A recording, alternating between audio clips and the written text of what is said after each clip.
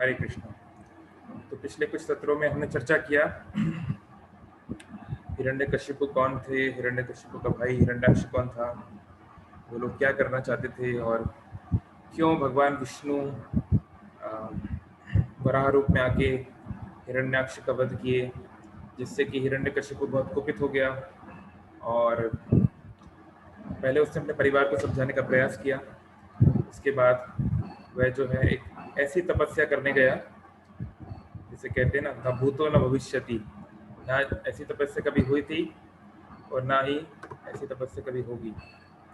तो बहुत ही तीव्र तपस्या उसने की और ब्रह्मा जी के लिए ब्रह्मा जी से उसने कुछ वर मांगे। पहले तो वो चाहता था कि उसे अमरता का वरदान मिल जाए, लेकिन नहीं मिल पाया। लेकिन अभी तो उसने इनडायरेक्टली वर मांगने का प्रयास किया कि मैं दिन में ना मरूं, ना तो रात में ना मरूं, नहीं तो मनुष्य के द्वारा, पशु के द्वारा, अंदर बाहर, ऊपर नीचे, जो जो हो सकता था सब कुछ उसने करने का प्रयास किया। उसके बावजूद मैन प्रपोजेस गॉड डिस्पोजेस। मनुष्य का काम है प्लान बनाना और भगवान का काम कई बार होता है काम बिगाड़ना भी क्योंकि हमारा जो काम हम जो बनाना चाहते हैं वो दूसरों के लिए भी उसका क्या प्रभाव पड़ेगा भगवान को वो भी देखना पड़ता है। ओके, तो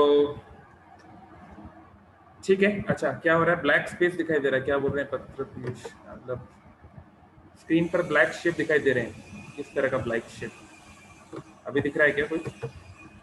आई होप आपको दिख रहा होगा हिरण्यकशिपु टेरराइजेस द यूनिवर्स, ऐसे करके दिख रहा होगा। और तो कुछ होना नहीं चाहिए। I hope everything is fine. Confirm कर सकते हैं चैट बॉक्स। तो ये हमने मुझे बात दिखाई दे रहा है तो कहाँ पे? केवल जो फ्लोटिंग मेन्यू है नीचे उस पे, हर जगह? नहीं प्रभु जी, हिरण्यकशिपु टेररिज्म उसके नीचे दिखा रहे हैं पूरा स्क्वायर के टाइप। अभी चला गया, चला गया? फिर से आया प्रभु जी राइट साइड। अब चला गया, फिर से चला गया? अभी आया, फिर वो आ रहा है जा रहा है नहीं प्रभु जी, दिखाई दे रहा है फिर भी। अब क्या कर सकते हैं? किसी को टेक्निकल अंडरस्टैंडिंग है क्यों हो रहा है? एनोटेशन बंद कर दूं क्या मैं? हाँ प्रभु जी, वो जो कर्सर है ना, वो कर्सर के लिए शायद हो रहा है वैसे। ठीक है, कर्सर तो मैं नीचे कर देता हूँ। अब चला गया प्रभु जी। ओके आया। Okay, let's hope for the best. Technology तो एनीवे, तो चले गया। Alright, thank you. तो यहाँ पे हमने चर्चा की कि हिरण्यकशिपु गया तपस्या करने। उसने 100 वर्षों तक तपस्या की देवताओं के गणना के अनुसार। तो हमारे एक दिन होता है, जैसे बोलते हैं उत्तरायण, है ना? कुछ लोग उसको दिन की तरह मनाते हैं, कुछ उसको काल की तरह। तो 14 जनवरी से जो शुरू होता है, तो 14 जनवरी से 6 महीने तक का जो समय है उसको उत्तरायण बोलते हैं, जब सूर्य उत्तर की ओर से पूर्व से पश्चिम की ओर जाता है। बल्कि बाकी जो 6 महीने हैं उसमें दक्षिण की ओर से पूर्व से पश्चिम की यात्रा करता है, तो उसको दक्षिणायन कहा जाता है। तो देवताओं का जो एक दिन है यानी 12 घंटे, वो हमारे उत्तरायण के समान है, यानी 6 महीने के समान है। ऐसे ही देवताओं की जो रात्रि है 12 घंटे, वो दक्षिणायन के समान है। इसलिए उत्तरायण को बहुत शुभ माना जाता है। कोई भी शुभ कार्य उत्तरायण में करने का प्रयास किया जाता है। तो अब ऐसे 100 साल देवता लोग जिनका एक दिन हमारे एक साल के बराबर है, ऐसे 100 साल तक उसने तपस्या की, लगभग 36,000 साल के आसपास। इतनी लंबी तपस्या। तो प्रश्न उठ रहा है तब तक दुनिया का क्या हालचाल चल रहा था। तो हमने देखा हिरण्यकशिपु ने तपस्या में जाने से पहले अपनी सेना को, सेनापतियों को, सारे दैत्य कुल को यह आदेश दिया कि वो चारों तरफ आतंक मचा दें। जहां गाय देखें मार दें, जहां ब्राह्मण देखें मार दें, जहां पर भी खेती किसानी हो उसको जला दें, वृक्ष हो खत्म कर दें। यानी कि मनुष्यों को, देवताओं को, जानवरों को, सबको इतने तीव्र दुख में पहुंचाना है जब मैं वापस आऊं उसके पहले। तो हिरण्यकशिपु की जो सेना है उसने बहुत आतंक मचाया, जो आज की डेट में कोई भी आतंकवादी नहीं बचा सकता। तो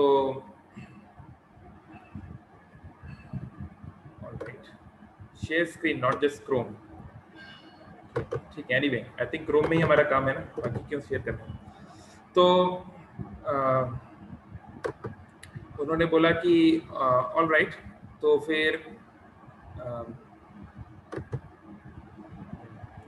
फिर उस समय जब हिरण्यकशिपु तपस्या करने लगा तो उसके जब उसकी सेना ये आक्रमण कर रही थी तो हमने देखा कि देवताओं ने, ये जो कथा है ये इसमें नहीं है, श्रीमद् भागवतम में डायरेक्टली नहीं है पूरा डिस्क्रिप्शन, ये नरसिंह पुराण और दूसरी स्क्रिप्चर्स में भी है। तो एक होलिस्टिक कंप्लीट पिक्चर लाने के लिए आपको वो भी पढ़ना पड़ेगा। तो देवताओं ने इन दैत्यों के खिलाफ युद्ध किया, बहुत समय तक युद्ध हुआ, कुछ हद तक वो सक्सेसफुल भी रहे क्योंकि हिरण्यकशिपु तो तपस्या कर रहा था, वो तो लड़ाई कर नहीं रहा था। तो देवताओं ने कुछ हद तक उनको कंट्रोल करने में वो सक्सेसफुल भी रहे। और देवताओं ने अब ये सोचा कि हिरण्यकशिपु तो अपने राज्य में नहीं है, हिरण्यकशिपु एक अलग लोक में रहता था, एक अलग प्लेनेट में जो कि निचले लोकों में आता है। तो उसने ये निश्चित किया देवताओं ने कि हमें जब तक हिरण्यकशिपु यहाँ पे नहीं है, हमको इस समय का सदुपयोग करना चाहिए और हमको उसके राजधानी के ऊपर अटैक करना चाहिए, उसके लोक के ऊपर अटैक कर देना चाहिए इसके पहले कि वो वापस आ जाए। तो बहुत नेचुरली, बहुत स्वाभाविक बात है। तो सभी देवताओं ने चढ़ाई कर दी दैत्यों के लोक पे और वो लोग दैत्यों को हराने में कामयाब रहे। तो उस समय हिरण्यकशिपु की पत्नी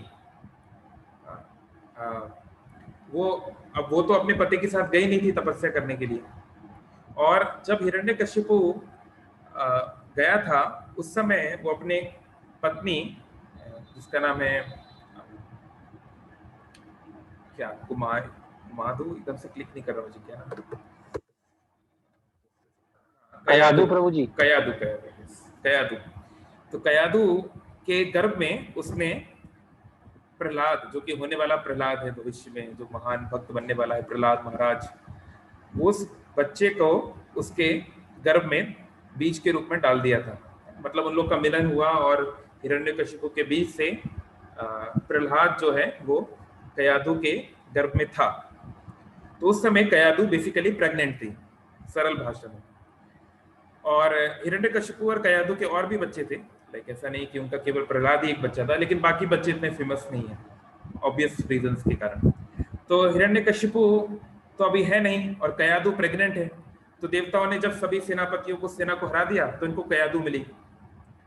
तो अब देवता चाहते तो कयादु को मार सकते थे, कयादु उनसे क्या लड़ सकती है, इतने बड़े बड़े देवी देवता, इतने पावरफुल उनकी सेना है, उनसे वो एक सामान्य स्त्री क्या लड़ पाएगी। तो वो लोग चाहते तो वो कयादु को मार सकते थे, लेकिन उन्होंने ऐसा नहीं किया, वो बल्कि ऐसा करने का उन्होंने सोचा भी नहीं, क्योंकि ये वैदिक कोड है कि किसी भी कीमत पे महिलाओं के ऊपर आक्रमण नहीं किया जा सकता। तो इसको थोड़ा सा हम एनालाइज करना चाहेंगे, क्योंकि आजकल जो मॉरल अंडरस्टैंडिंग है, नीति जो है, ये पूरी तरीके से बदल गई है, अपसाइड डाउन।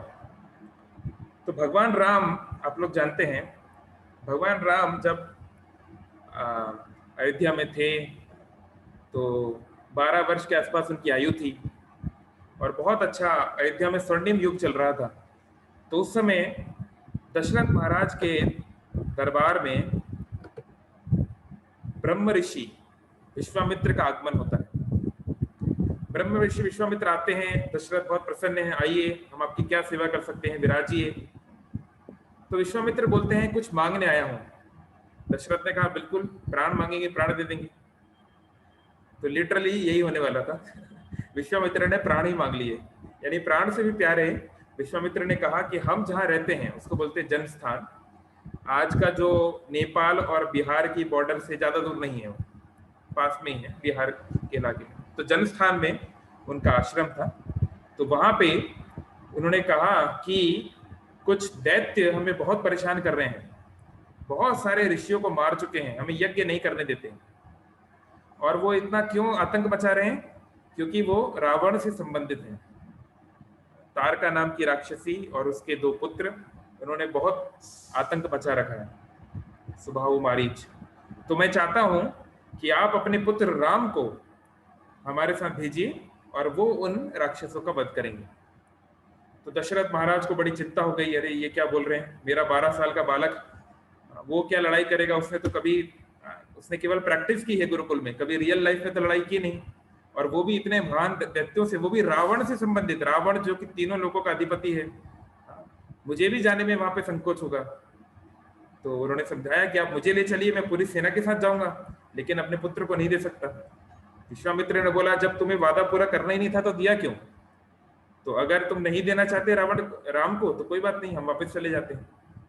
तो फिर विश्वामित्र ने समझाया, वशिष्ठ ने जो कि कुल गुरु थे सूर्यवंश के, उन्होंने समझाया राजा को, राजन आप उनको गुस्सा मत दिलाइए, उनको वो ऐसा ना हो कहीं आपको श्राप दे दें। और दूसरा, विश्वामित्र चाहें तो वो स्वयं किसी भी राक्षस को मार सकते हैं, उनकी शक्ति बहुत अपार है, लेकिन क्योंकि वो ब्राह्मण हैं तो वो हिंसा में नहीं जाना चाहते, और वो राम के लिए ही ये द्वार खुलना चाहते हैं, ताकि दुनिया राम के इस महान उनकी जो शक्ति है, जो उनका पौरुष है, उसको समझ सके। तो एनीवे, विश्वामित्र लेके जाते हैं राम को, और लक्ष्मण भी साथ में जाते हैं। तो जब ये लोग पहुंचते हैं जनस्थान में, तो तारका, जनस्थान से थोड़े पहले एक वन में रात में तारका से इनकी मुलाकात होती है ऐसे से। तो तारका जो है बहुत हंसने लगती है, डरावनी आवाज निकालने लगती है, बहुत कुछ। तो विश्वामित्र बोलते हैं कि आप इसको मार दीजिए। तो भगवान राम को मारने में बहुत संकोच हो रहा है। वाल्मीकि रामायण में बताया गया है, भगवान राम को ये तीर निकालने में संकोच हो रहा है, बल्कि एक क्षत्रिय को संकोच नहीं होना चाहिए। एक पुलिस ऑफिसर को किसी चोर को, किसी दंगा करने वाले व्यक्ति को मारने में कोई संकोच नहीं होना चाहिए, लेकिन भगवान राम को बहुत संकोच हो रहा है, क्योंकि वो देख रहे हैं कि ये स्त्री है, भले ही वो दानव के शरीर में है, मनुष्य नहीं, फिर भी स्त्री है, इसलिए मारने में संकोच हो रहा है। लेकिन फिर गुरु आ गया, तो फिर उन्होंने उसको मारा। ऐसे ही भगवान श्री कृष्ण जब केवल 6 दिन के थे, तो पूतना नाम की राक्षसी, और पूतना कोई छोटी मोटी राक्षसी नहीं थी, उसके अंदर 60,000 हाथियों का बल था, 60,000 एलिफेंट्स। वो अकेले चाहती तो 6 भीम को मार सकती थी, 6 के 6 भीम, तो इतनी पावरफुल राक्षसी थी। तो वो भगवान को मारने के लिए आई, कृष्ण को मारने के लिए आई, उसका दूध के अंदर जहर, मतलब वक्ष स्थल पे जहर लगा के आई। तो भगवान कृष्ण को जब उसको मारना था, कृष्ण को कि अब इसे मुझे मारना पड़ेगा, तो आंखें बंद कर ली। कृष्ण नहीं चाहते थे मारना, क्योंकि कई कारण है, उसमें से एक कारण था कि कृष्ण एक स्त्री को नहीं मारना चाहते थे। तो ये नेचुरल अंडरस्टैंडिंग है कि महिलाओं के ऊपर हाथ नहीं उठाया जाता है। ये एक बहुत ही कई जगहों पे धर्मशास्त्र में वर्णन है, और इसका क्षत्रियों को पालन करना भी चाहिए। लेकिन एक फिर ये प्रश्न उठता है कि कयाधु जो है वो तो हिरण्यकशिपु की पत्नी है, वो तो दुश्मन की पत्नी है, दुश्मन की पत्नी भी दुश्मन। तो ये कई बार इस प्रकार की बातें उठती, तो उनके अधिकारों का क्या, मानव अधिकारों का क्या होगा, उसकी क्या गलती है, ये कई बार इस तरह के प्रश्न भी उठते हैं। तो हम इसको थोड़ा सा देखेंगे समय के साथ। लेकिन देवताओं ने एक चीज की, देवताओं लोग जानते थे कि अभी ये प्रेग्नेंट है, यानी हिरण्यकशिपु का बालक इसके गर्भ में है। और जैसे अंग्रेजी में कहावत है, लाइक फादर लाइक सन, जैसा पिता होता है, अक्सर ऑफ कोर्स इसको हम जनरलाइज नहीं कर सकते, लेकिन कई बार ऐसा होता है कि पिता जैसे गुण बच्चों में आ जाते हैं, है ना। तो सभी देवताओं को डर था कि आगे चल के ये सपोला है, ये सांप का बच्चा है, आगे चल के बड़ा होगा हमको डस देगा, तो इसको मार देना चाहिए। लेकिन देवताओं के अंदर इतना अंडरस्टैंडिंग था, इतनी उनके अंदर अंडरस्टैंडिंग थी, वो चाहते तो प्रहलाद को उस समय मार सकते थे, उसी समय, लेकिन उन्होंने ऐसा नहीं किया, बल्कि उन्होंने इंतजार किया। उन्होंने कयाधु को अपने कैप्चर किया, उसको गिरफ्तार किया, और अपने साथ अपने लोक में ले जाने लगे, उसको चल के ले जाने लगे वो लोग। क्यों? ताकि वो लोग इंतजार करें, जब समय आ जाएगा, 9 महीने हो जाएंगे, और जब प्रहलाद का जन्म होगा, तो बच्चा जब बाहर आएगा तब उसको मारा जाएगा, पेट के अंदर नहीं मारेंगे। ये देवताओं के अंदर ये एटिकेट था, भले ही वो हमारा दुश्मन है, वो हमारा शत्रु है, हमारे सारे वंश को वो खत्म कर सकता है इत्यादि, लेकिन उसको गर्भ के अंदर तो हम नहीं मारेंगे। वहीं दूसरी ओर हम देखते हैं महाभारत में, ये उदाहरण, ये एग्जाम्पल है, ये हम देख सकते हैं महाभारत में कि महाभारत के 18 दिन खत्म होने के बाद, युद्ध खत्म होने के बाद, तो दुर्योधन को जब भीम मार देते हैं यानी कि उसको जांग के नीचे उस पर हमला करते हैं गदा से और उसकी जांग टूट जाती है, तो दुर्योधन मरता नहीं है, लेकिन इतने पीड़ा में है कि किसी भी समय प्राण जा सकते हैं, बहुत पीड़ा में। तो उस समय उसके जो बचे कुछ लोग हैं, बचे कुछ मतलब उसमें दो तो चिरंजीवी हैं, कृपाचार्य और अश्वत्थामा। तो चिरंजीवी यानी कि जो कि कम से कम इस मनवंतर तक या फिर कुछ लोग इस कल्प तक जीवित हैं, इस प्रकार से, जैसे हनुमान, परशुराम, अश्वत्थामा, कृपाचार्य, वेद व्यास, ऐसे कुछ चिरंजीवियों का वर्णन है। तो कृपाचार्य और अश्वत्थामा दोनों चिरंजीवी हैं, दोनों को तो कोई मार नहीं सकता साधारण तरीके से। तो दोनों उसके पास आते हैं और अश्वत्थामा को बहुत गुस्सा है क्योंकि इसके पिता को जो है ट्रिक करके मारा गया। आप लोग जानते हैं द्रोणाचार्य को कैसे मारा गया, उसको झूठ, एक प्रकार से अपेरेंटली झूठ बोल के ही कि अश्वत्थामा हता, अश्वत्थामा मर गया। फिर धीरे से बोला गया युधिष्ठिर के द्वारा इति गजा, जो हाथी था, तो भगवान कृष्ण ने शंख बजा दिया तो पता ही नहीं चला कि इति गजा भी बोला गया है। एनीवे, तो वो एक अलग स्टोरी है, कभी और हम बात करेंगे। तो अश्वत्थामा के अंदर ये घृणा थी, हेट्रेड थी पांडवों के प्रति। हालांकि युद्ध के पहले इतनी घृणा नहीं थी, थोड़ा कंपटीशन की फीलिंग थी, लेकिन अपने पिता के मर जाने से खासकर धृष्टद्युम्न के प्रति और पांडवों के प्रति बहुत घृणा थी, तो बदला लेना था, खासकर धृष्टद्युम्न से। तो उसने जबरदस्ती दुर्योधन को बोल बोल के मुझे सेनापति बनाओ, मुझे सेनापति बनाओ, कि मुझे तुम सेनापति एक बार घोषित कर दो और फिर हम जो 4 लोग की सेना है ये काफी है, हम चारों लोग निपट लेंगे पांडवों से। तो दुर्योधन ने कहा ठीक है, जाओ करो, क्या करोगे। तो रात्रि के समय अश्वत्थामा ने ये डिसाइड किया कि वो पांडवों के कैंप में हमला करेंगे और कृपाचार्य को बाहर खड़ा कर दिया कि आप जो है हमारी रक्षा करिए, किसी को आने मत दीजिए और मैं जो जाऊंगा। तो कृपा गया पहले अश्वत्थामा, धृष्टद्युम्न जो कि द्रौपदी का भाई था, उसके कैंप में गया और धृष्टद्युम्न को हालांकि धृष्टद्युम्न ने जस्ट उसको देख लिया था आते हुए, लेकिन जब तक बहुत लेट हो गई थी और अश्वत्थामा ने उसका गला काट दिया तलवार से। उसके बाद वो पांडवों के शिविर में गया तो वहां देखा कि 5 पुरुष जो हैं बहुत आराम से सो रहे हैं, पूरा चादर वादर ढक के आराम से। तो उसको लगा कि ये 5 पांडव होंगे, तो उसने एक एक करके बहुत ही जल्दी जल्दी 5 के सर काट दिए और बहुत खुश हो गया कि चलो 5 पांडव भी मर गए, धृष्टद्युम्न भी मर गया, तो अब तो हमारी विजय हो गई। ये वो बहुत खुश होकर वो चला गया। तो जब वो चला गया, लेकिन जब उसको बाद में पता चला ये बात कि नहीं, असल में जो जिन 5 व्यक्ति को उसने मारा है वो 5 पांडव नहीं, बल्कि द्रौपदी के 5 पुत्र हैं, अलग अलग पांडवों से जो अलग अलग उसके पुत्र थे, उन पुत्रों को उसने मार दिया। और बल्कि पांडवों तो अभी तक जीवित हैं। तो उसको बहुत बहुत जो है उसको दुख हुआ कि ये मैंने क्या कर दिया। लेकिन अभी भी उसका जो गुस्सा है वो तो कंप्लीट नहीं हुआ कि अभी तो पांडव तो अभी तक जिंदा है। तो वो चाहता था पांडवों को खत्म करना, लेकिन उसके हाथ में नहीं है। तो उसने डिसाइड किया कि मेरे पास जो आखिरी ऑप्शन है जो है लिटरली ब्रह्मास्त्र।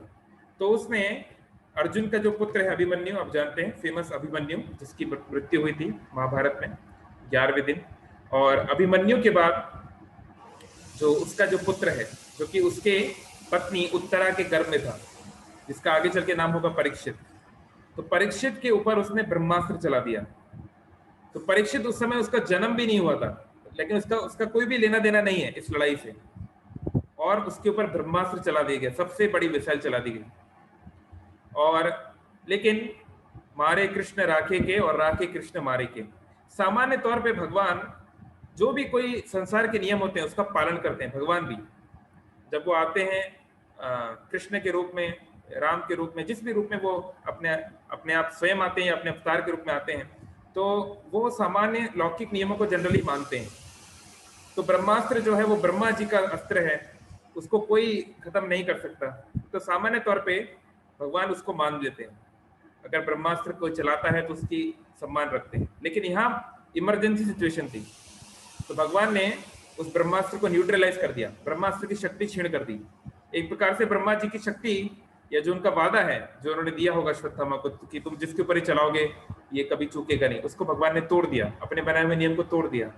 क्योंकि एक ग्रेटर कॉज था, एक ज्यादा महान, एक ऊंचा लक्ष्य था परीक्षित को बचाना, जो कि पांडवों का और कुरुवंश का आखिरी दीपक था। एक्चुअली नॉट ओनली पांडवों का, पूरे कुरुओं का आखिरी वंश का आखिरी अधिकारी था।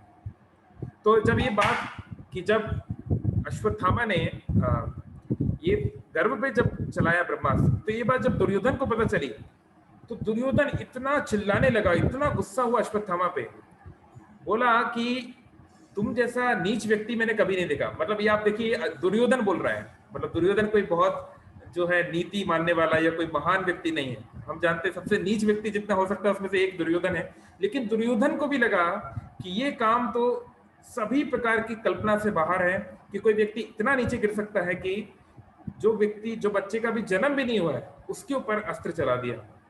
और दुर्योधन ने इसको बहुत गाली दी कि अगर तुम्हारे इस प्रकार के ब्रह्मास्त्र चलाने से अगर मैं जीत भी गया तो ऐसा राज्य जो है वो मलमूत्र के समान है, और मैं अपने आप को भी नहीं देख पा रहा हूं कि मैंने कैसे ऐसे व्यक्ति को सेनापति बना दिया जिसने किसी के गर्भ के अंदर हमला कर दिया। तो दुर्योधन जैसा व्यक्ति भी जानता था कि एक बच्चे को गर्भ के अंदर मारना एक महान पाप है और एक बहुत ही नीचे स्तर की सोच है। लेकिन आज हम देखते हैं अबॉर्शन की जब हम बात करते हैं तो कोई 10-20 हजार नहीं, लाखों नहीं, बल्कि मिलियंस में, करोड़ों में साल में अबॉर्शन होते हैं। और ऑफ कोर्स ये इतना कोई सरल मुद्दा नहीं है क्योंकि कई प्रकार के कॉम्प्लिकेशंस भी हैं। जैसे नॉर्वे नाम का एक देश है उत्तरी यूरोप में, तो वो एक क्रिश्चियन कंट्री है। तो क्रिश्चियंस के 2 ब्रांच होते हैं, मोस्टली 3 ब्रांच है, 2 ज्यादा पॉपुलर है। तो जो कैथोलिक्स होते हैं, कैथोलिक क्रिश्चियंस यानी कि जो रोमन एम्पायर से कनेक्टेड थे, जो कि पोप को मानते हैं बेसिकली, तो कैथोलिक क्रिश्चियंस जो होते हैं वो लोग स्टॉन्च प्रो लाइफ होते हैं, यानी कि वो अबॉर्शन को एक्सेप्ट नहीं करते। इसलिए आप देखेंगे जब भी अमेरिका का इलेक्शन होता है तो हमेशा ये मुद्दा उठता रहता है। जैसे भारत में पहले मुद्दा उठता था राम मंदिर बनना चाहिए कि नहीं, ये सब हमें थोड़ा सा कॉन्ट्रोवर्शियल। तो अमेरिकन इलेक्शन में हमेशा ये बात उठती है, प्रो लाइफ और प्रो चॉइस।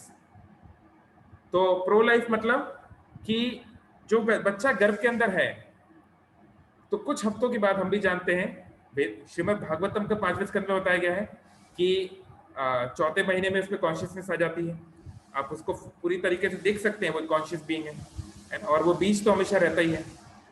और मॉडर्न साइंस भी इस बात को मानती है कि एक सर्टेन बीज के बाद जो है कॉन्शियसनेस आ जाती है। तो ये प्रश्न एक बहुत कॉम्प्लिकेटेड प्रश्न है कि बच्चे को मारना अलाउ किया जाए कि नहीं किया जाए, तो कौन से हफ्ते में अलाउ किया जाए, और कौन से केसेस में जो है कंप्लीट फ्री हैंड दिया जाए कि मतलब आप जो चाहे करो, या कुछ केसेस में कंस्ट्रेंट किया जाए। उसमें बहुत सारा हमेशा डिबेट होती रहती है, हमेशा बहुत सारे प्रकार के ओपिनियंस आते रहते हैं।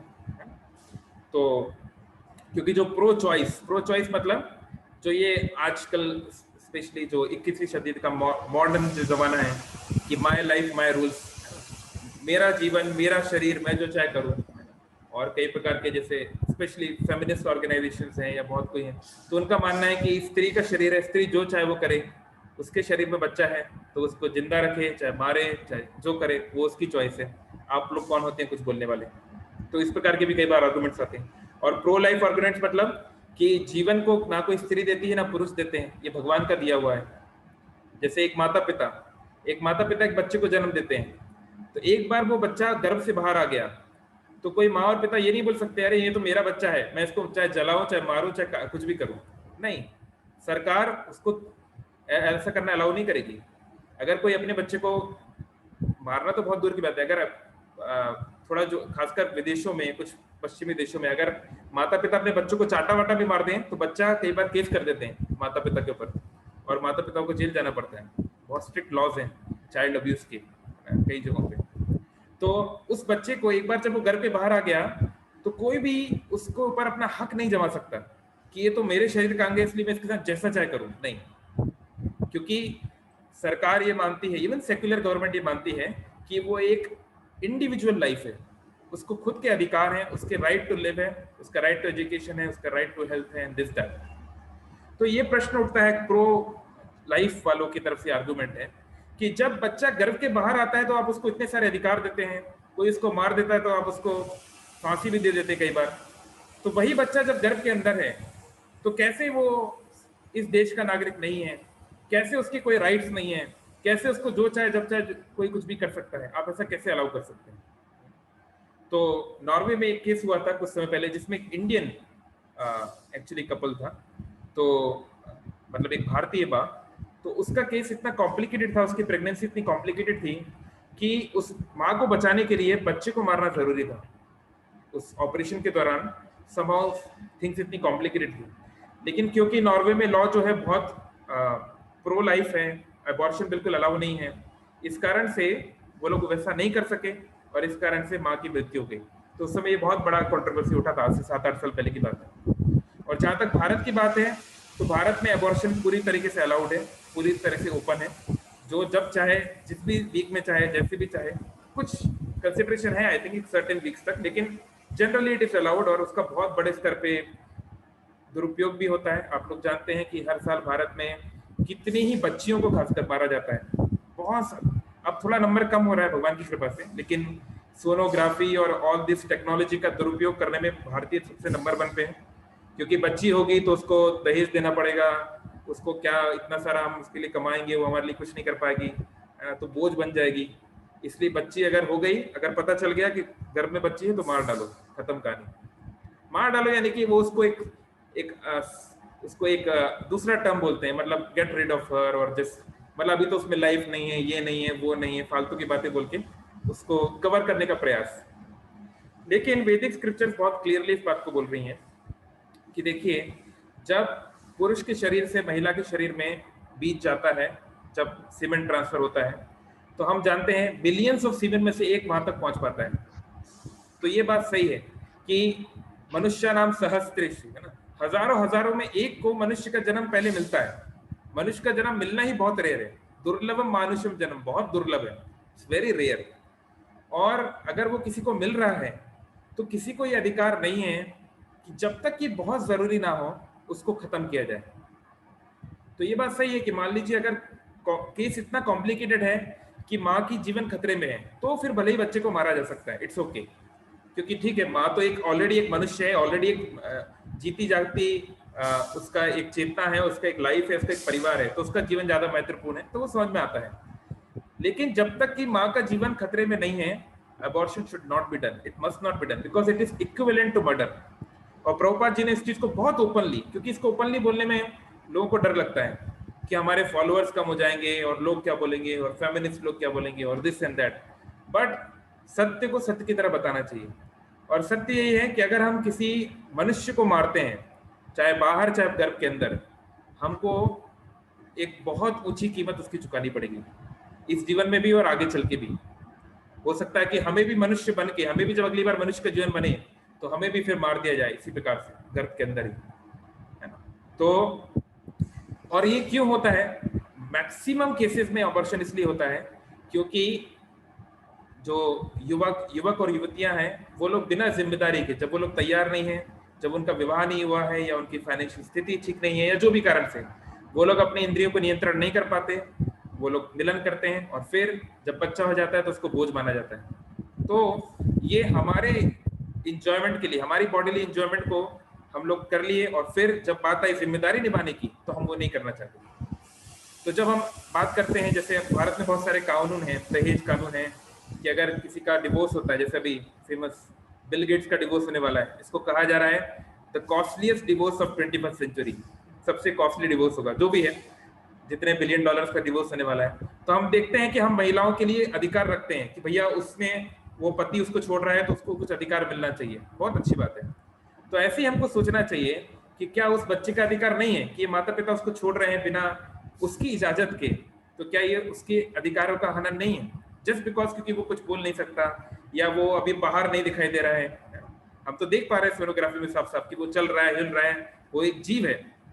तो ये चीजें हमें देखनी चाहिए और एटलीस्ट हम भक्तों को इस बारे में सेंसिटिव रहना चाहिए।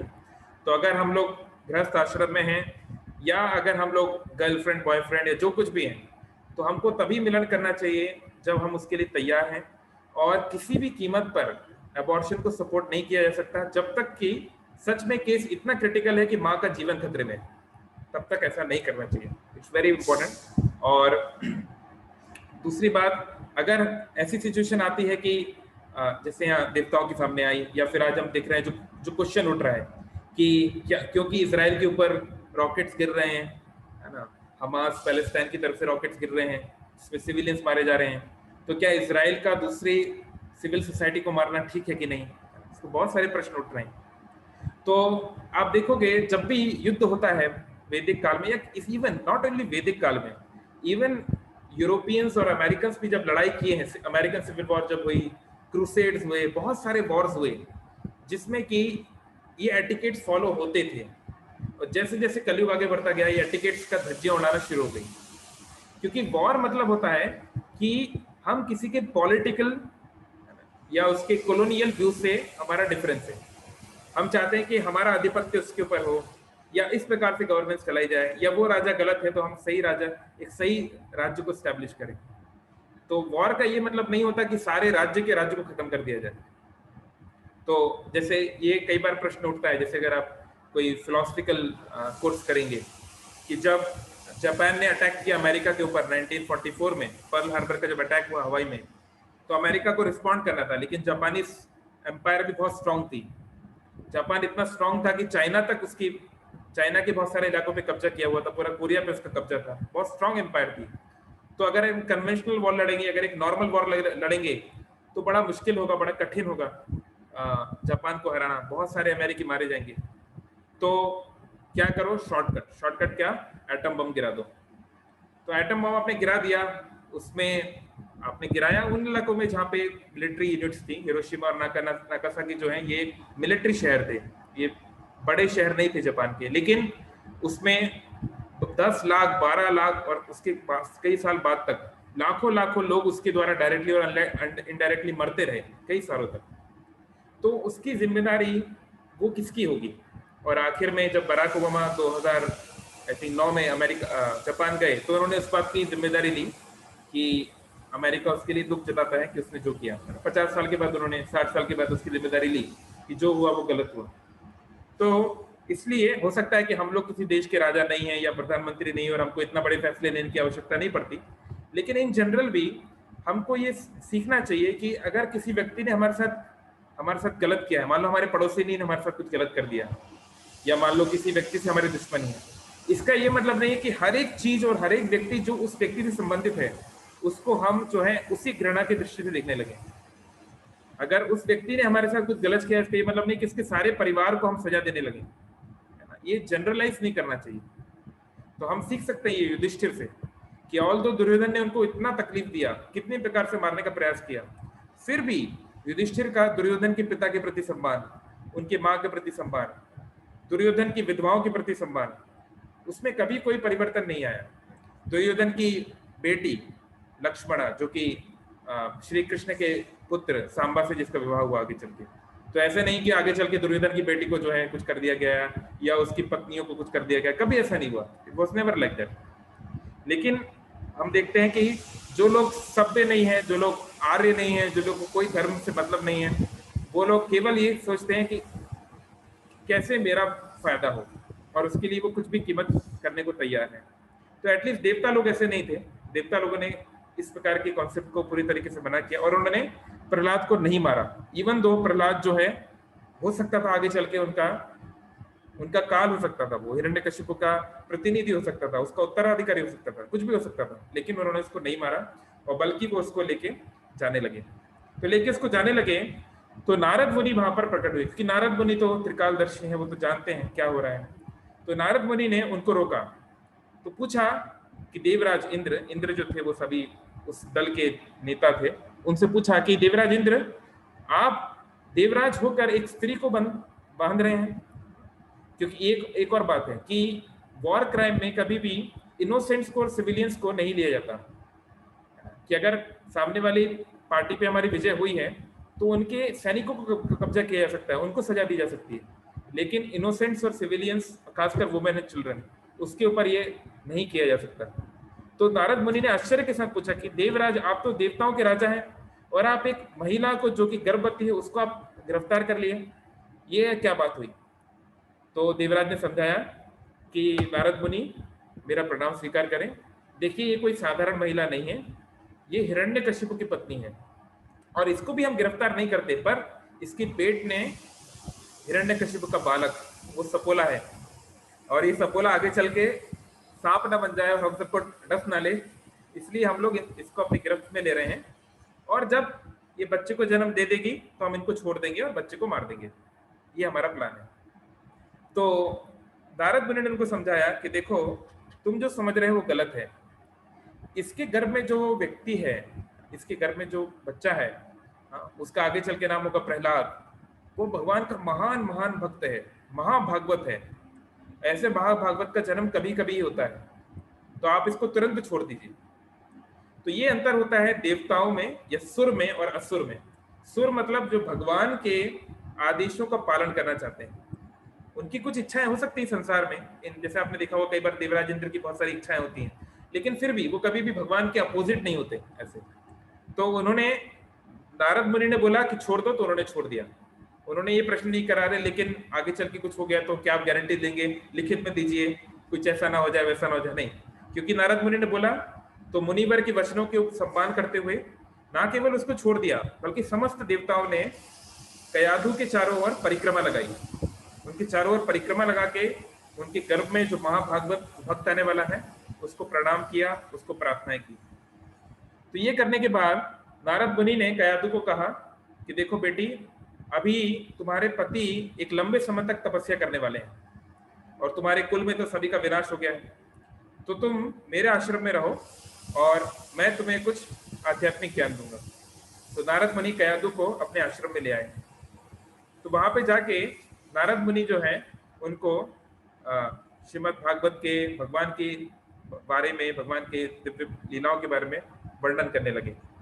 तो कयाधु ने नारद मुनि से ये निवेदन किया कि देखिए मुनिवर, मैं तो आपके आश्रम में हूँ और मेरा बच्चा मेरे गर्भ में है, तो आप ऐसा आशीर्वाद दीजिए कि जब तक मेरे पति वापस ना आ जाएं, तब तक मेरा बच्चा गर्भ से बाहर ना निकले।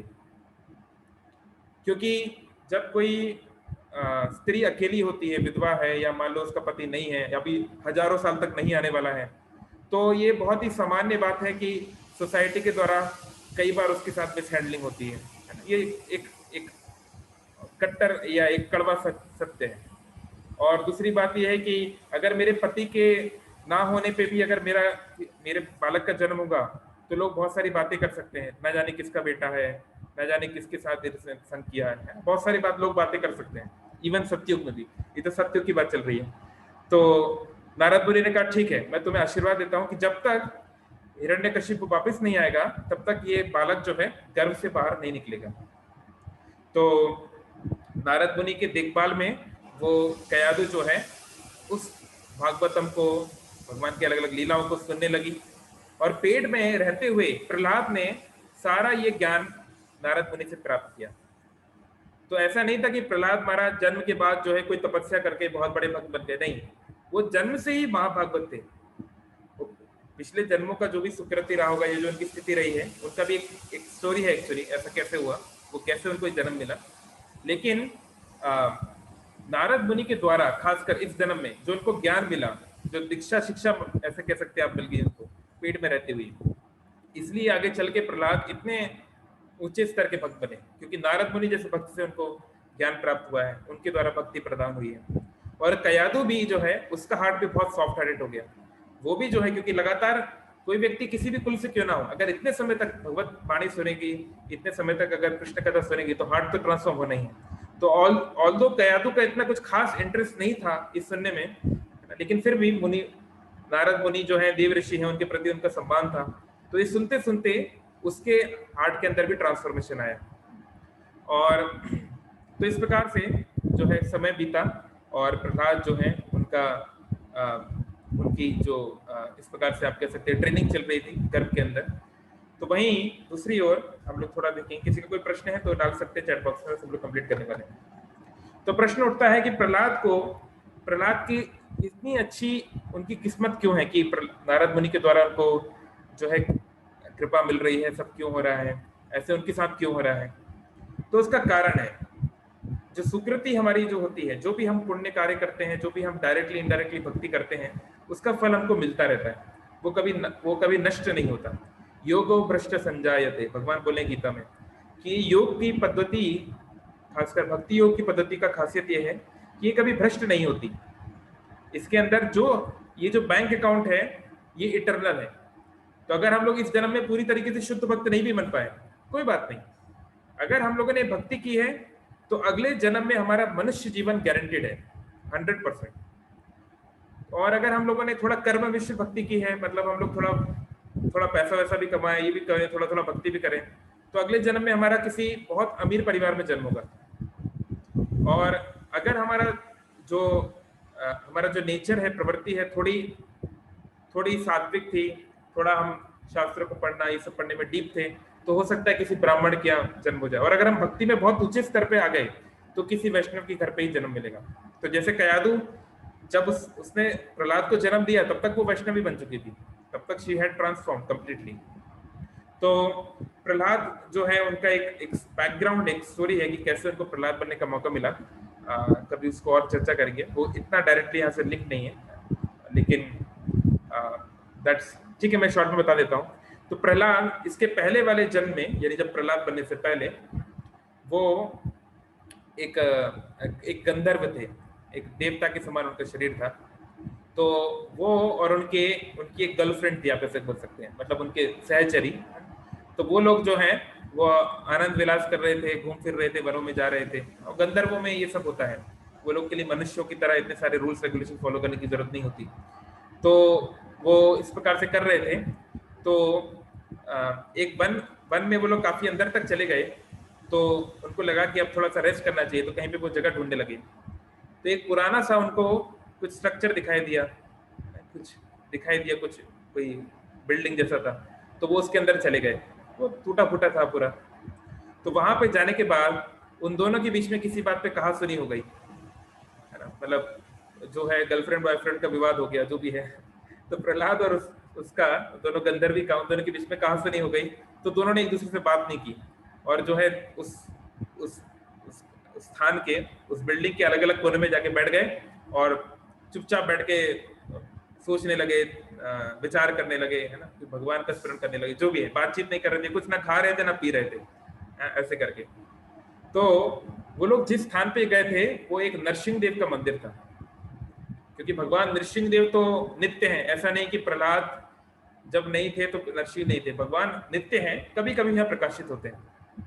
और तो वो किसी और कल्प के किसी और समय में भगवान के लिए बनाया गया होगा वो मंदिर। तो वो मंदिर वो था पहले, जो भी टूट फूट गया था पूरी तरीके से। और उस दिन नरसिंह चतुर्दशी का दिवस था, तो उसी दिन जो है भगवान नृसिंहदेव किसी और कल्प में वो आए होंगे।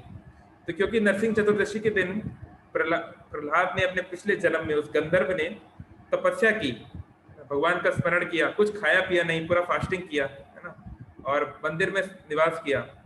तो उनके आध्यात्मिक जीवन की शुरुआत हो गई, उनको सुकृति मिल गई। तो आगे चल के फिर और वो सुकृति बड़ी होगी। पर हरि भक्ति विलास में इंसिडेंस है कि कैसे वो सुकृति शुरू हुई, तो कब कैसे किसका जीवन में स्टार्ट हो जाए कह नहीं सकते, चीजें बहुत कॉम्प्लिकेटेड हो सकती। तो इस प्रकार से प्रहलाद जो है वो उनका अभी जन्म होगा कुछ समय के बाद। तो हिरण्यकशिपु जो है तपस्या कर रहा है, और उसकी तपस्या से प्रसन्न होकर ब्रह्मा जी ने उसको वरदान दिया। उसको जो उससे वरदान मांगा था, यहाँ ना मरूं, वहां ना मरूं, इससे नहीं मरूं, ये नहीं मरूं, तो बहुत ज्यादा वो जो है बहुत खुश हो गया उसको पाके। और उसके बाद जो है हिरण्यकशिपु ने अपना रंग दिखाना शुरू कर दिया, क्योंकि अब उसको पता था कि अब उसको कोई मार नहीं पाएगा, उसको मारना आसान नहीं है। तो उसने चारों तरफ, तीनों लोकों में पूरा, जब वो वापस आया तो कयादु दोबारा उसको छोड़ दिया गया अपने पति के पास। हिरण्यकशिपु एक्चुअली प्रसन्न हुआ नारद मुनि के ऊपर, क्योंकि उन्होंने उसकी पत्नी की देखभाल की इत्यादि, तो वो उनके ऊपर थोड़ा खुश था। इतना ज्यादा somehow नारद मुनि की एबिलिटी थी कि वो जो मतलब अजात शत्रु, चाहे कंस हो, चाहे हिरण्यकशिपु हो, चाहे रावण हो, सभी के पास वो पहुंच जाते थे और सभी लोग कुछ कुछ उनका सुन लेते थे। किसी प्रकार से उनकी एबिलिटी है। एनीवे, तो हिरण्यकशिपु ने जो है चारों तरफ हाहाकार मचा दिया और अब तो देवता जो हैं उसके आंखों की भौं से भी डरते थे, क्योंकि वो इतना पावरफुल था, ब्रह्मा जी का वरदान था, कोई उसको मार नहीं सकता, कोई कुछ कर नहीं सकता, तो सभी उससे बहुत डरते थे। विश्वकर्मा ने उसके अनुसार उसके लिए महल बनाया और सारे किंकर, एक संस्कृत में एक शब्द होता है किंकर, किंकर मतलब होता है नौकर या दास, तो किंकर इसलिए बोलते हैं, किम मतलब होता है किम, किम मतलब क्या, तो किंकर मतलब जो आपके सामने हाथ जोड़ के खड़े रहे और बोले क्या करूं, मैडम आपके लिए मैं क्या लाऊं, सर आपके लिए मैं क्या करूं, यानी आपका बिल्कुल आपका डिवोटेड नौकर, उसको बोलते हैं किंकर। तो जो देवी देवता है वो किंकर की तरह बन गए। क्या कर सकते हैं हिरण्यकशिपु आपके लिए, क्योंकि वो लोग, उनके पास कोई और ऑप्शन नहीं था, वो इतना पावरफुल था कि कोई भी तीनों जगत में उसके सामने कुछ भी उसको नहीं कर सकता था। तो इस प्रकार से ये हिरण्यकशिपु का जो टेरर है बहुत तेजी से बढ़ने लगा और उसने अपने साम्राज्य को बढ़ाना शुरू कर दिया और अपने अनुसार वो चीजें करने लगा। उसने अपने अनुसार जो है कई चीजें चेंज की, बहुत कुछ चेंज किया, तो उसके बारे में हम लोग अगली बार चर्चा करेंगे। और फिर जब प्रहलाद का जन्म हुआ, वो थोड़ा थोड़ा बड़ा होने लगा, तो हिरण्यकशिपु ने उसको गुरुकुल भेजा। तो वो सब क्या हुआ, वहां पे उसने क्या शिक्षा ली, फिर कैसे शंकराचार्य के 2 पुत्रों ने उनको शिक्षा दी, और शुक्राचार्य के, और फिर कैसे चीजें जो हैं ऊंची नीची हुई, उस बारे में हम लोग अगली बार चर्चा करेंगे। Okay, thank you all very much. Hare Krishna. किसी का कोई प्रश्न है या कोई कमेंट है तो बोल सकते हैं।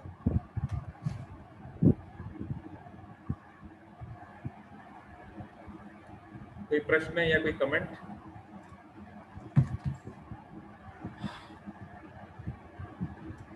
ऑल राइट, ठीक है सभी। हरे कृष्ण प्रभु। जी हरे कृष्ण प्रभु बोलिए। जी। प्रभु जी, आप जो बोले जो आभूषण कर रहे हैं, जो ये पाप है, वो तो पता है, लेकिन क्या जब माँ प्रेग्नेंट होती है तो क्या उस टाइम उसमें मतलब जो बच्चा होता है उसमें क्या उस टाइम जीवन होता है? ओके, तो माता जी मॉडर्न साइंस भी बात बोलती है और श्रीमद् भागवतम भी बात बोलती है 5th कैंटो जी की कॉन्शियसनेस, यानी कि बाहरी तौर पे हम महसूस कर पाए कि वो व्यक्ति जीवित है कि नहीं। जैसे अभी मोबाइल फोन है, मोबाइल फोन जीवित नहीं है, हम इसको समझ सकते हैं क्योंकि कोई मूवमेंट नहीं है, कोई फंक्शन नहीं है बॉडी का, कोई किसी प्रकार का सांस का आने देना कुछ भी नहीं है, तो हम बोलते हैं इट इज नॉट कॉन्शियस, है ना। तो ऐसे ही ये बात सही है कि जब बच्चा गर्भ में होता है तो शुरुआती हफ्तों में उसमें कॉन्शियसनेस मैनिफेस्ट नहीं होती। ये बात भागवतम भी मानती है कि उसके अंदर जीवन नहीं दिखाई देता। लेकिन अनलाइक मॉडर्न साइंस ये मानती है कि शरीर हमारा डेवलप होता है केमिकल से या फिर मैटर से, मैटर बनता जाता है और वो डेवलप होता है। लेकिन स्पिरिचुअल साइंस क्या बोलती है कि आत्मा शरीर को जो धारण करती है और फिर आत्मा के कारण, आत्मा की प्रेजेंस के कारण वो शरीर डेवलप होता है ना। जैसे अगर मैं अपना शरीर अभी छोड़ दूं तो मेरा शरीर भले युवावस्था में क्यों ना हो, लेकिन अब वो डेवलप नहीं होगा, बल्कि डिके होगा, खत्म होगा। तो यहाँ दोनों व्यूज में अंतर क्या है कि कैसे शरीर डेवलप होता है, उसके ऊपर डिफरेंस है। तो क्योंकि अनफॉर्चुनेटली मॉडर्न साइंस तो डायरेक्टली आत्मा को नहीं मानता, हालांकि अब धीरे धीरे कुछ इस पर बात हो रही है। तो हाँ, ये एक पर्टिकुलर टाइम के बाद, कुछ वीक्स के बाद भागवतम बोलती है कि फिर कॉन्शियसनेस मैनिफेस्ट होना शुरू होती है, जो कि मॉडर्न साइंस भी मानती है। लेकिन उसके अंदर बीज के रूप में, बीज मतलब होता है अनमैनिफेस्ट। जैसे देखिए, हम लोग एक पेड़ को देखते हैं, पेड़ में टहनियां होती हैं, पत्ती होती है ना, फल होते हैं, फूल होते हैं, जिसके लिए उस पेड़ को लगाया जाता है। लेकिन वो पेड़ आया कहाँ से? वो आया तो बीज में ना, वो थोड़ी ना ऊपर से उठ के आया है, तो वो बीज से आता है। लेकिन बीज जब तक पेड़ ना बने तब तक उसको अनमैनिफेस्टेड या कि अचेतन की तरह दिखता है वो, है ना। जब तक कि वो बाहर नहीं आया हमको थोड़ी ना पता चल रहा है क्या हो रहा है। लेकिन बीज के अंदर वो एनर्जी है जिसके कारण वो पेड़ मैनिफेस्ट हो पाया। तो ऐसे ही हाँ, जैसे ही सीमेंट ट्रांसफर होता है पुरुष से स्त्री के शरीर में, तो वो आत्मा का ट्रांसफर हो चुका है। तो अगर आप उसको मारेंगे या उसको अगर खत्म कर देंगे जब तक कि कोई बहुत जरूरी कारण नहीं है, तो इसका क्या मतलब है कि जो आत्मा जिसको कि शरीर मिलने वाला था, अभी भले वो चेतन है, भले उसको दर्द ना हो, भले उसको जो है उस तरह की पीड़ा ना हो, लेकिन उसका जो हक था कि उसका जो राइट था मनुष्य जीवन पाने का, उसको आपने रोका है, उसको आपने अवरुद्ध किया है। और प्रकृति के नियमों के विरुद्ध जब हम किसी के शरीर को अवरुद्ध करते हैं, किसी के जीवन को खत्म करते हैं, तो फिर हम भी आंसरेबल हैं और हमारे साथ भी कुछ कुछ ऐसा होगा हमारे जीवन में, हमारे परिवार में और आगे चल के, जो कि प्रकृति के द्वारा जो उसका क्लैश जो कि हमें देखना पड़ेगा। तो इस प्रकार से। प्रभु जी अच्छा ठीक है, आप जो बोले वो तो ठीक है, पर हो गया मतलब एक माँ प्रेग्नेंट हो गई तो ये तो सिर्फ माँ के वजह से नहीं होता है ना, माता पिता दोनों के मिलन से ही तो होता है। तो अगर माँ का इच्छा नहीं है, अगर होता है तो बेसिकली अगर मैं अपना बात खुद की बात बोलती हूँ, तो फाइनेंशियली अगर मैं देखूं तो एक ही बच्चे को ठीक से, जैसे अभी सब टाइम चल रहा है कितना सब, मतलब क्या एक बच्चा दो बच्चा ऐसे पैदा करने से तो सबका लाइफ तो खराब हो जाएगा ना। तो अगर गलती से हो जाता है तो मैं अबॉर्शन कर लेती हूँ, तो क्या मुझे पाप लगेगा? ओके, तो वही बात है माता जी, वही बोल रहा हूँ कि ये इसलिए इसको डायलेमा बोला जाता है। डायलेमा मतलब कि दो या दो से अधिक हमारे पास ऑप्शंस हैं और हमें लगता है कि सारे ऑप्शंस ठीक है। तो देखिए, डेफिनेटली आज के जीवन में मॉडर्न अर्बन लाइफस्टाइल में, शहरी जीवन में ज़्यादा बच्चों को पालना मुश्किल है, क्योंकि इसके लिए फाइनेंशियल एक स्थिति होना चाहिए, ये बात सही है। तो बच्चों का ठीक से देखरेख ना कर पाना एक माता पिता का फेलियर जरूर है, ये बात सही है कि अगर ज्यादा बच्चे हो जाएंगे तो हम अच्छे से टेक केयर नहीं कर पाएंगे, स्कूल की फीस ये वो बहुत कुछ मुश्किल है। पर इससे कहीं कहीं कहीं कहीं ज्यादा या हजारों गुना ज्यादा महत्वपूर्ण है कि हम किसी के जीवन को ना लें। हमारा बच्चा कॉन्वेंट में नहीं पढ़ के सरकारी स्कूल में ही पढ़ेगा तो वो कोई पाप नहीं है। वो आईएएस ऑफिसर ना बन के अगर पीयून भी बन गया तो भी इट्स नॉट कि उसका जीवन खत्म हो चुका है और समथिंग लाइक दैट, क्योंकि जीवन का असल लक्ष्य तो वो था भी नहीं वैसे भी। लेकिन अगर हमने किसी के जीवन को रोका है तो हमें बहुत ही ज्यादा, मतलब एक ग्रीव, बहुत ही महान पाप है ये। जैसे एक मर्डर, अगर कोई बोले कि अगर मैं किसी बच्चे को मार दूं और मुझे उसके बदले में 15-20 लाख रुपए मिल जाए तो अच्छा है, मेरा पूरा परिवार अच्छा हो जाएगा, तो हम उसको एक्सेप्ट नहीं करेंगे कभी भी। 15-20 लाख मिले चाहे 15 करोड़ मिले, आप किसी का जीवन नहीं ले सकते अपने परिवार की संप्रभुता के लिए या फाइनेंशियल स्थिति के लिए या जो भी है। तो अगर हमसे गलती हुई है, अगर गलती से बालक हो गया तो इसको एक्सेप्ट करो कि ठीक है गलती हमारी है, हम लोग अपने आप को कंट्रोल नहीं कर पाए, तो सजा बच्चे को क्यों मिलेगी? अगर गलती हमारी है तो हमारी गलती हमको एक्सेप्ट करना चाहिए, दोनों फादर और मदर को। उनको ज्यादा मेहनत करनी चाहिए या ज्यादा पैसे का अरेंज करना चाहिए, जो भी है। गलती हम करें और सजा वो बच्चा भुगते, ये तो कोई ठीक बात नहीं है। और हम लोग, क्योंकि हमारी सरकार, भारत का कानून में ये अपराध नहीं है तो ठीक है, हम लोग चल रहे हैं। भारत के बहुत सारे देशों में, राज्यों में गाय को मारना भी अपराध नहीं है, तो चल रहा है, बहुत कुछ चल रहा है। लेकिन भगवान की अदालत में नहीं चलेगा और यमराज इसको देख रहे हैं। जैसे कोविड में कितने सारे लोग मारे जा रहे हैं जिनकी कोई गलती नहीं है, जो एकदम अच्छे खासे लोग हैं, वो 15-20 साल की उम्र में मारे जा रहे हैं। क्यों? क्योंकि पुराने हमारे कर्म हैं और सरकार भले ही हमें सजा देना दे, प्रकृति हमको सजा जरूर देगी, उससे हम बच नहीं सकते। तो इसलिए अननेसेसरी अबॉर्शन, हाँ, अगर किसी सच में इतनी कॉम्प्लिकेटेड केस है कि माँ का जीवन खतरे में है, अगर उसको बचाने का प्रयास किया गया तो माँ का जीवन खतरे में हो सकता है, तो वो एक अलग बात है। लेकिन क्योंकि हम उसे कंट्रोल नहीं कर पाए, क्योंकि फाइनेंशियल रीजन नहीं है ये वो, तो फिर दिस इज नॉट वैलिड, है ना। एक जीवन, एक मनुष्य का जीवन करोड़ों करोड़ों अरबों अरबों रुपए से ज्यादा महत्वपूर्ण है और किसी भी प्रकार का फाइनेंशियल इक्वलिटी इक्वेशन उसको आंसर नहीं कर सकती। Okay, thank you. All right, तो मुझे गौरवपूर्वक क्वेश्चन है, हम लोग जो थोड़ी बहुत भक्ति कर रहे हैं तो हमारी गति क्या होगी? हाँ, जैसे अगर हम लोग पढ़ाई कर रहे हैं तो पढ़ाई तो बहुत फर्स्ट क्लास से 12th क्लास तक है, फिर कॉलेज है, फिर पोस्ट ग्रेजुएट है, बहुत कुछ है। तो हम लोग जितनी भक्ति में आगे बढ़ेंगे वैसी वैसी हमारी गति होगी। यम यम वापी स्मरणम भावम। तो अगर हम भक्ति में 50% बढ़ गए तो नेक्स्ट जन्म में 51% से कंटिन्यू करना है। अगर 10% ही कर पाए तो 10% ही करना है। लेकिन अगर हम सिंसियरली भक्ति कर रहे हैं तो नेक्स्ट लाइफ, ह्यूमन लाइफ पक्का है, और या तो एक समृद्ध परिवार में या फिर एक डिवोटी फैमिली में। तो हमारा कोई लॉस नहीं है, इसलिए बोला गया है जीवा बारा मरा साधु। एक साधु के लिए, एक भक्त के लिए जीना मरना एक ही बात है, क्योंकि वो एक लंबी जर्नी है जिसको वो कंटिन्यू कर रहे हैं। लेकिन फिर भी जितना हो सके इसी जीवन में अच्छे से कर लेना अच्छा है। आगे ना जाने कलयुग, ऑलरेडी कलयुग अपने जो रंग दिखा रहा है, बड़ा मुश्किल है संसार में जीना। आज से कुछ सालों के बाद क्या हुआ कह नहीं सकते।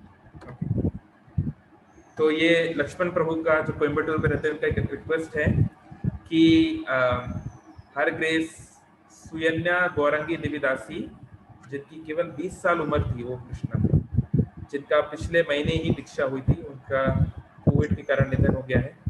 तो वो हम सबसे प्रार्थना करने के लिए बोल रहे हैं। और इसके अलावा भी हम देख रहे हैं कि बहुत सारे भक्त हैं, या बहुत सारे लोग इन जनरल काफ़ी परेशान हैं। कुछ भक्त हैं भुवनेश्वर में भी आईसीयू में भी हैं, तो हम सभी के लिए हमको प्रार्थना करना चाहिए, है ना।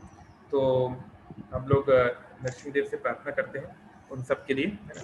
तो मेरे पीछे दोहराइए, जय नृसिंहा श्री नृसिंहा, जय जय नृसिंहा, उग्रं वीरं महाविष्णु, ज्वलन्तं सर्वतोमुखं, नृसिंहं भीष्मं भद्रं, मृत्यो मृत्यु नमाम्यहम्। जय नृसिंहा श्री नृसिंहा, जय जय नृसिंहा, प्रहलादेशा जय पद्मा, मुख पद्मा भृंगा, तव कर कमल वरे नखाम अद्भुत श्रृंगाम, तालिता हिरण्यकशिपु तनु भृंगाम, केशवधृता नरहरि रूपा, जय जगदीश हरे, जय जगदीश हरे, जय जगदीश हरे। जय नृसिंहदेव, जय नृसिंहदेव, नृसिंहदेव जय नृसिंहदेव। जय प्रहलाद महाराज, जय प्रहलाद महाराज, जय प्रहलाद महाराज, जय प्रहलाद महाराज। जय प्रभुपाद, जय प्रभुपाद, जय प्रभुपाद, जय प्रभुपाद। तो हम लोग को प्रार्थना करना है, हम लोग भी प्रार्थना कर रहे हैं एक्चुअली, रोज ही ऑलमोस्ट हम लोग कोशिश कर रहे हैं करने का। प्रभु जी, जी जी बोलिए। प्रभु जी, क्या बोलिए? जैसे हमारे शास्त्र में वर्णन है, जो हर किसी पाप का एक दंड विधान होता है, पनिशमेंट मिलता है, हर पाप का लिखा है। जैसे तो फिर ये आभूषण का, जैसे तो हम लोग, आप जैसे बोले तो ये एक टाइप का ब्रह्म हत्या हो गया, तो इसका क्या पनिशमेंट है, क्या मिलेगा? क्या है ब्रह्म हत्या, क्या है? सॉरी तो बोल रही हूँ, जैसे आभूषण हम जो भी करता है तो ओके ओके। हाँ, ब्रह्म हत्या का जनरली अर्थ होता है ब्राह्मण की हत्या करना, यानी कि जो भगवान की सेवा में लगा है, जो ब्रह्म की उपासना में लगा है, उसकी हत्या करना, उसको ब्रह्म हत्या बोलते हैं जनरली। तो एबॉर्शन मतलब it's like equivalent to murder. Murder मतलब होता है to kill a human being, एक मनुष्य को मारने को मर्डर बोला जाता है। तो एक एबॉर्शन भी जो है, इट मे नॉट बी, वो लगे, हो सकता है कि भारी रूप से एक मर्डर ना जैसा ना लगे, इतना घातक ना लगे, पर वो काफी हद तक जो है एक महान पाप है, एक मर्डर के समान है। तो वो भले ही उस डिग्री का ना हो, वो एक अलग बात है, क्योंकि वो शरीर हमको भी दिखाई नहीं दे रहा है, खून हमको दिखाई नहीं दे रहा है, और कुछ पता नहीं चला, चुपचाप मर गया, तो इट्स ओके। लेकिन जैसे जैसे खासकर, और इसलिए इवन जिन देशों में अबॉर्शन अलाउ भी है, उसमें भी एक लिमिट होती है, एक सर्टेन वीक्स तक। पता नहीं इंडिया में कितने वीक का लिमिट है, मुझे भी पता नहीं। जनरली हर जगह पे 6 मंथ से ज्यादा कहीं पर अलाउ, मतलब 6 महीने का अगर बच्चा हो गया, उसके बाद तो मारने नहीं देते वो, जब तक कि कोई बहुत मेन कारण ना हो, क्योंकि फिर तो वो बच्चा इतना ज्यादा एक्टिव हो गया, अब उसको मारना तो मतलब इट्स वेरी मर्सीलेस, कोई अगर ऐसा कर रहा है तो इसलिए इवन जहां पर अबॉर्शन अलाउ भी है, वहां पर भी वो लोग एक लिमिट रखते हैं कि इस वीक तक अलाउड है, सर्टेन वीक्स तक अलाउ है, इतनी उसकी आयु होगी तब तक अलाउ है। बट हम लोग बात कर रहे हैं, हम लोग अगर वैष्णव बनना चाहते हैं, भक्त बनना चाहते हैं, तो हमारे अंदर तो दया होनी ही चाहिए। अगर हम लोग एक्सपेक्ट करते हैं कि भगवान हम पे दया करें, अगर हम भगवान से दया की अपेक्षा करते हैं, तो हमें भी दूसरों के ऊपर दया करनी चाहिए। ये नहीं कि हम जो है दूसरों को, हमारा जो है चरित्र बिल्कुल दयाहीन है और हम एक्सपेक्ट करें कि भगवान हम पे दया करें, तो वो तो नहीं होगा। तो इसलिए एटलीस्ट वैष्णवों को मेक श्योर करना चाहिए कि चाहे 1 हफ्ते का बालक हो, चाहे 9 महीने का, किसी को भी ना मारा जाए, जितना हो सके। अगर कोई इमरजेंसी केसेस को छोड़ के वो एक अलग बात है। प्रभु जी, तो आने आप मुझे ये बोले कि इसके लिए क्या मतलब पनिशमेंट क्या मिलेगा? पनिशमेंट क्या मिलेगा, इसके लिए तो गरुड़ पुराण पढ़ना पड़ेगा माता जी। मैं तो इतना डिटेल में नहीं पढ़ा हूँ। जैसे जनरली अगर हम generally it's like tit for tat, मतलब अगर हम किसी को इस तरीके से मार रहे हैं, हो सकता है अगली बार जब हमारा मनुष्य जीवन हमें मिले, बड़ी मुश्किल से मनुष्य जीवन मिलता है ना, 84 लाख यूनि के बाद, तो पता चला हमें भी मार दिया जाए। जब हमारा मनुष्य बनने की बारी आई तो हमें भी घर पे मार दिया जाए, ऐसा हो सकता है। या हो सकता है कि हमें कुछ गंभीर बीमारी हो जाए, हमारे परिवार में किसी का देहांत हो जाए। कई प्रकार की पॉसिबिलिटीज हैं। अब मैं तो कह नहीं सकता कि यमराज और प्रकृति क्या डिसाइड करेंगे, ये तो मैं नहीं कह सकता। लेकिन हाँ, ये एक सिवियर, मतलब आतताई इसको बोलते हैं, बहुत सिवियर प्रकार का सिन है, ये बहुत महान प्रकार का पाप है, और इसका जो रिजल्ट होगा वही बहुत काफी ग्रेव होगा। मतलब कोई छोटी मोटी चोरी चकारी अलग बात होती है, लेकिन ये एक बड़ा गंभीर क्राइम है, ये कोई छोटी बात नहीं है। जैसे देखिए, आप एक हिंदू हैं, सपोज किसी भी हिंदू को अगर आप गाय का मांस देंगे, क्या आप उसको खा पाएंगे? क्या आपके लिए पॉसिबल है? क्योंकि जो भी व्यक्ति सनातन संस्कृति में है वो गाय को माँ के समान दिख रहा है, तो वो उस बात को इमेजिन भी नहीं कर सकता कि कैसे माँ को मार के उसका खून निकाल के उसका जो भी है लेग पीस लोग खा रहे हैं। हम लोग तो इमेजिन नहीं कर सकते, लेकिन संसार में ऐसे बहुत सारे लोग हैं जो गाय को मारते हैं और उसको वो बहुत नेचुरल समझते हैं, उसमें उनको कुछ भी तकलीफ नहीं होता, कुछ भी उसको कठिनाई नहीं होती, सामने सामने गाय को मारा जाता है, क्योंकि उनकी चेतना का स्तर बहुत अलग है, या बहुत वो इतना अंडर डेवलप्ड है कि वो नहीं समझ पाते कि कैसे गाय भी एक प्राणी है और खासकर वो हमारे लिए क्या क्या कर रही है। तो ऐसे बहुत सारे लोग हैं जिनका हृदय इतना कठोर हो चुका है कि उनको लगता है पेट के अंदर जो बच्चा है वो तो बच्चा ही नहीं है, वो तो जीव ही नहीं है, उसको मारने से क्या फर्क पड़ रहा है, थोड़ी ना खून हम देख रहे हैं ये। तो हमारा हृदय इतना कठोर हो जाता है, संसार तो इतना कठोर है कि यहाँ पे लोग सीख जाते हैं, और फिर अनफॉर्चुनेटली ऐसा होता है, क्या कर सकते हैं। लेकिन प्रकृति अपना काम करेगी, उसमें कोई डाउट नहीं। ओके, ठीक है, thank you all very much. तो हम सभी प्रार्थना करें सभी के लिए कि शीघ्र से शीघ्र स्थितियां बेटर हो। ऑफ कोर्स भगवान जो कर रहे हैं वो तो उनका अरेंजमेंट है, लेकिन और अगर हमारे आसपास में कोई हमारे प्रिय हैं, कोई लोग हैं जो अगर कठिनाई में हैं, तो सबसे अच्छा है उनके लिए जप करना, उनके लिए हरे कृष्ण कृष्ण कृष्ण हरे हरे, हरे राम राम राम हरे हरे, उनके लिए जप करें, उनके लिए महामंत्र बोलें, उनके लिए नृसिंहदेव की आराधना करें, और यही हम कर सकते हैं। बाकी जैसे भगवान की इच्छा होगी वही होगा। ठीक है, thank you all very much. Hare Krishna. शाम को भी भगवद गीता क्लास है, अगर आपको बस समय तो आ सकते हैं।